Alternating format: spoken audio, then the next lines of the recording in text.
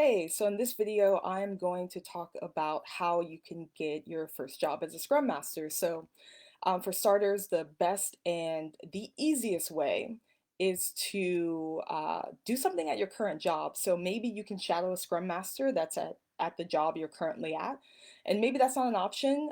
So what you can do at your current job is actually propose using Scrum and try to implement that within your team or another team that may be interested in that. So let's say that's not an option. For the first option is the best and easiest to quickly get started being a Scrum Master. But if that's not an option, you're going to have to look at your resume and your LinkedIn profile and ask yourself what you need to change to match the key skills like coaching and facilitating and leading a team to what you're trying to do. So you'll match your current skills to actually trying to be a Scrum Master. So your resume and your LinkedIn, and then look at it and ask yourself, would you hire you? So if you wouldn't, then you have more work to do on your resume.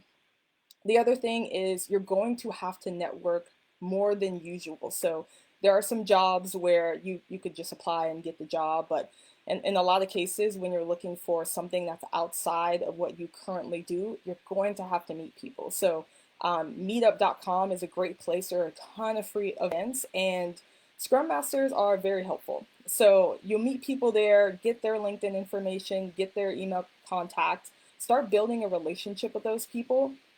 And you can even ask them, are you guys looking for, junior Scrum Master or something like that? So, and that kind of brings me to the next point, which is when you're looking for jobs, there are such things as junior Scrum Masters that some of the bigger companies are looking for.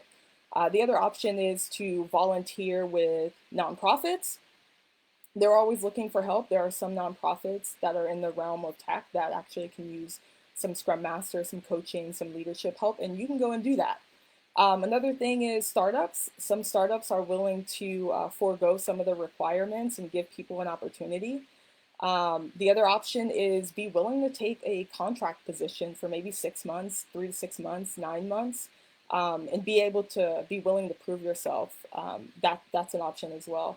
Another thing is what I call like the alternative path, which I personally took, which is I actually started off as an executive assistant at a tech company.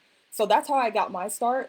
Within less than a year, I want to say probably 8 months or so, I actually got certified as a Scrum Master. I went to a training. They actually paid for it.